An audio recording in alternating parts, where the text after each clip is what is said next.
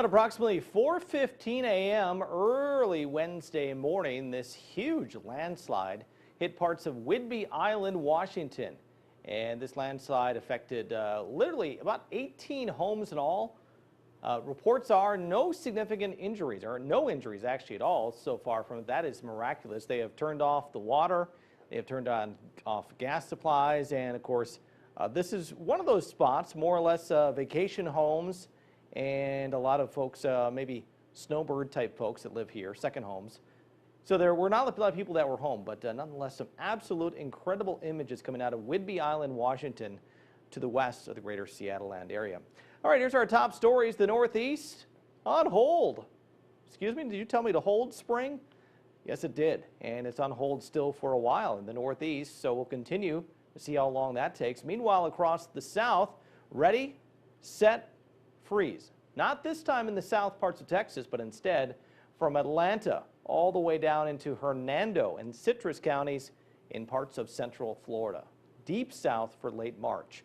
And out west, the Northwest has clouds now, a little bit of shower and snow shower activity in western Montana, but the clouds will fade, and Easter weekend, some sunshine. Hey, they saw a little bit of sunshine to end the day in New York City, and a great sunset shot from Miss Puppy Love's Instagram account.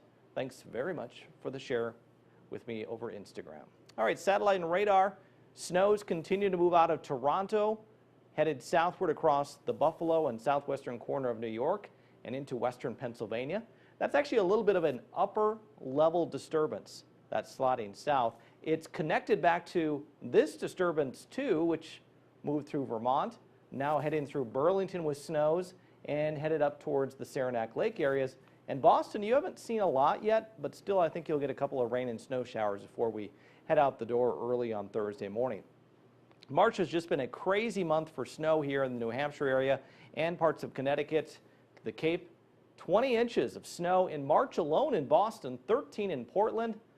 And Syracuse has picked up a whopping 20 inches of snow. Now that 20 inches in Syracuse, still not enough to help you overcome your deficit. You're 15 inches below your normal. How strange is that? The lake effect zone's not getting as much as they normally would. Even Buffalo, who's getting snows right now, they're 33 inches behind where they normally should be for this time of the year. Not sure we're going to make that ground up. We're running out of time here in spring, but we could make up inches, not exactly feet. Well, it's going to take feet to get out of the clouds tomorrow, and a feat from Mother Nature that it won't happen. Overcast skies, 44 in Burlington, a snow shower or two yet around parts of the area in the morning, but still some persistent bands of snow coming off the lake shores of Erie and Ontario.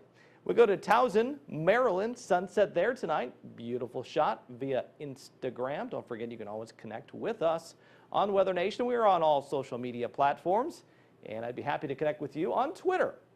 I'm always sharing some weather thoughts, information, strange doings. I call them social media nuggets that you need to hear about at Rob Cook WNTV for Weather Nation TV. 32 in Columbia, South Carolina, Norfolk, Virginia 37, Baltimore 32, and Washington, D.C. at 34 degrees. Hey, I want to remind you folks as well, just had a friend on Twitter, lives up in the Boston area, said, hey, just happened to find you guys on cable. Didn't even know you guys were on up there. Those of you that are watching us on cable in Chicago, Seattle, and of course up in the greater Boston area down into West Palm Beach, Florida, and Roanoke and Lynchburg. Tell your friends we are a new entity out there. A lot of folks don't know where to find us yet on the dial. Let them know that they can watch a secondary weather option, all weather, all the time. 50 degrees in Charlottesville, 52 in Raleigh, and 60 down in Charleston. Meantime, that frost freeze threat, Florida.